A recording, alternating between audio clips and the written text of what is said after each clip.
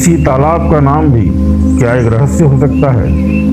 हमारे गांव बलौदा में एक ऐसा तालाब है जो खूबसूरत भी है, धार्मिक भी है और अपने अंदर समेटे हुए हैं कई पुरानी कहानी। तालाब के किनारे कभी भगवान शिव का एक पुराना मंदिर हुआ करता था। मंदिर इतना पुराना और जर्जर हो चुका था कि उसकी हालत बेहद खराब थी। और फिर करीब 15 से 20 साल पहले एक हाथी ने उस पुराने शिव मंदिर को तोड़ दिया। लेकिन कहानी यहीं खत्म नहीं होती। आखिर इस तालाब का नाम अमहा के पड़ा कैसे? इस सवाल का जवाब आज भी रहस्य है। नमस्कार दोस्तों, मैं हूं प्रवीण प्रधान और आप देख रहे हैं अद्भुत भारत, जहां हम तलाशते हैं गांव और भारत की अनकही कहानी। आज चलिए मेरे गांव बलौदा के एक और खूबसूरत और रहस्यमय तालाब की कहानी जानते हैं। और इस तालाब का नाम है अमहा तालाब। भद्रा तालाब के बाद हम पहुंच चुके हैं बलौदा के एक और खूबसूरत तालाब के पास। चारों तरफ हरियाली, शांत पानी और किनारों पर वर्षों से खड़े विशाल बरगद के पेड़। सरकारी जलाशय रिकॉर्ड में भी बलौदा का अमहा तालाब दर्ज है। लेकिन सरकारी रिकॉर्ड में दर्ज एक तालाब की पहचान से कहीं ज्यादा बढ़ी उसकी स्थानीय कहानी और लोगों की आस्था।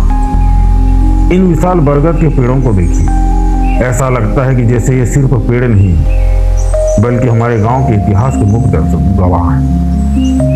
न जाने कितनी पीढ़ियां इनके सामने बड़ी हुई, कितने त्योहार देखे, कितने लोगों की जिंदगी बदलते देखी और शायद इस तालाब से जुड़ी ऐसी कई कहानियां भी सुनी जो आज धीरे धीरे हमारी यादों का हिस्सा बनते जा रही। अमहा तालाब के किनारे भगवान शिव का मंदिर आज भी लोगों की आस्था का केंद्र है। लेकिन करीब 15 से 20 साल पहले यहाँ की तस्वीर कुछ और थी।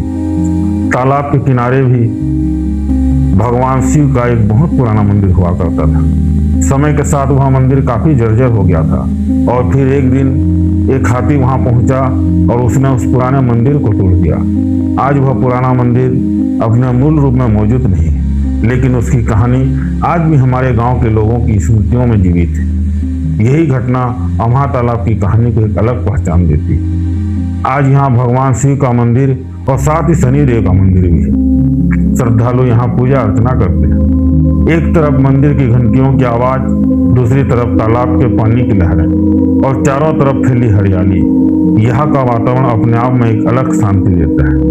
लेकिन दोस्तों, अमहा तालाब की सबसे बड़ी पहेली अभी भी बाकी है और वो है इसका नाम। आखिर अमहा नाम पड़ा कैसे? आज भी इस सवाल का कोई सर्वमान्य जवाब हमारे सामने नहीं है। गांव में एक मान्यता यह भी है कि प्राचीन समय में यहाँ के जमींदार दीवान परिवार द्वारा इस तालाब का निर्माण कराया गया था। लेकिन क्या इस तालाब के नाम का संबंध उसी इतिहास से है या फिर अमहा नाम के पीछे कोई और प्राचीन कहानी छिपी है? यही सवाल इस खूबसूरत तालाब को और भी रहस्यमय बना देता है। शायद किसी गांव की असली खूबसूरती सिर्फ उसकी प्राकृतिक सुंदरता में नहीं होती, बल्कि उन कहानियों से होती है जो पीढ़ी दर पीढ़ी आगे बढ़ती है।